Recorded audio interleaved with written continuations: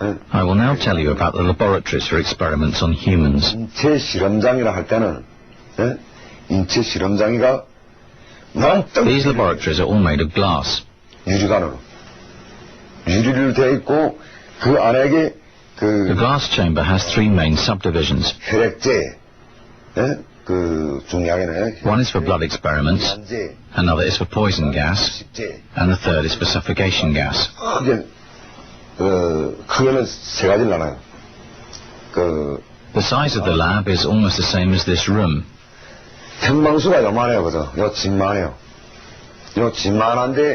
3 or 4 people, normally a family, are experimented on.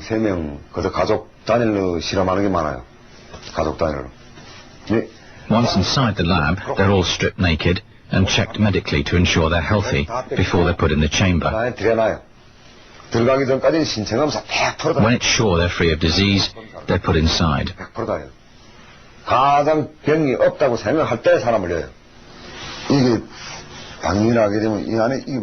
This is the room, and these walls are all made of glass. This is all sealed. You have to walk up this ladder to go in, and up here to watch from above. This is 3.5 meters wide, 3 meters long, and 2.2 meters high. The scientists sit round the edge and observe the experiment from above through the glass. The injection tube comes down through the unit, and it's attached like this. This is the main door to the chamber, and this is another, automatic door.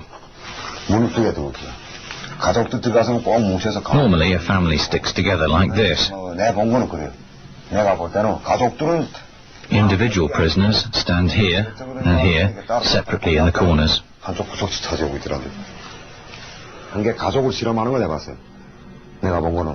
I watched a whole family being tested on suffocating gas and dying in the gas chamber. Parents, one son and a daughter. The parents were vomiting and dying, but till the very last moment they tried to save their kids by doing mouth-to-mouth breathing. For the first time it hit me that even prisoners are capable of powerful human affection.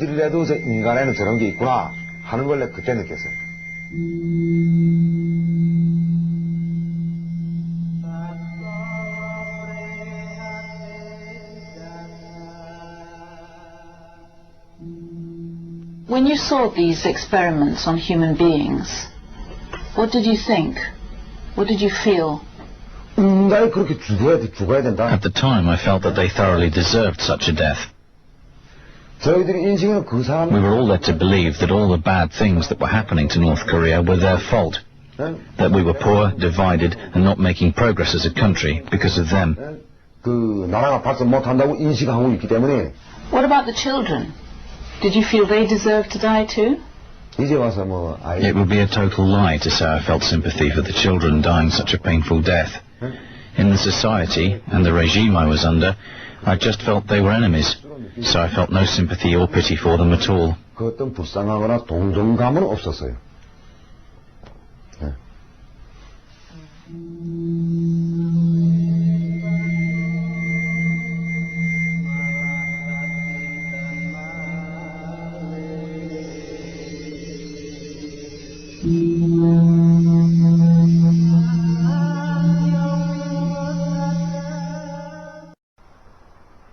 Visitors are usually shown the capital Pyongyang and the border with the south. Where they never go is here, to North Korea's Gulag, its network of secret concentration camps, where according to a recent report, hundreds of thousands of people are held in inhuman conditions, starved, tortured and killed, having committed no crime. In 1999, Kwon Hyuk was a North Korean agent, a senior army intelligence officer stationed in China. Because of his rank, he was persuaded to defect and came to Seoul. Kwon Hyuk is the former chief of North Korea's prison camp number 22. There are so many innocents being brutally treated and living like beasts under the North Korean regime. I want to testify to that.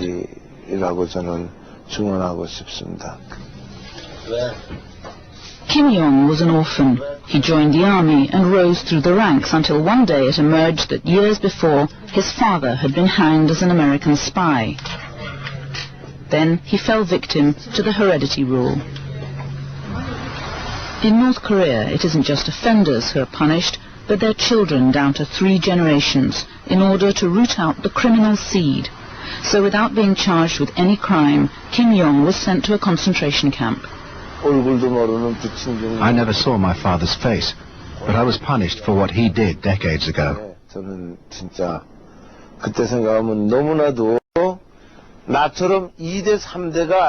There were a lot of people like me in the camp, descendants of the sinners, people who spent 20, 30, even 40 years in the camp.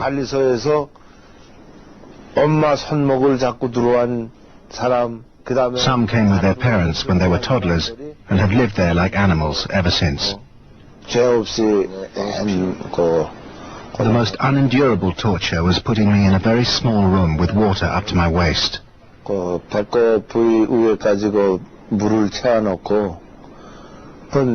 I could neither sit nor lie down, and I had to stay like that for 48 hours.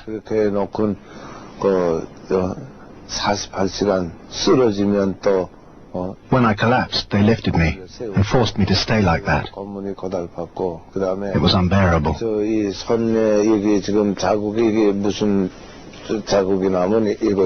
You see this scar on my wrist? They handcuffed me and left me hanging from the ceiling, with only the tips of my toes touching the ground, and they left me like that. I couldn't stand the pain.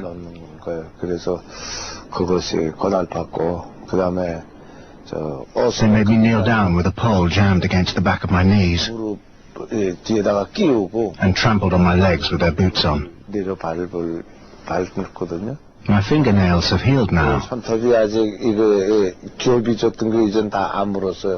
they were all broken because they stuck sharp bamboo under them.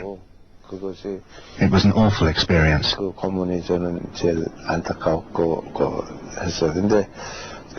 I couldn't even kill myself there, though I tried.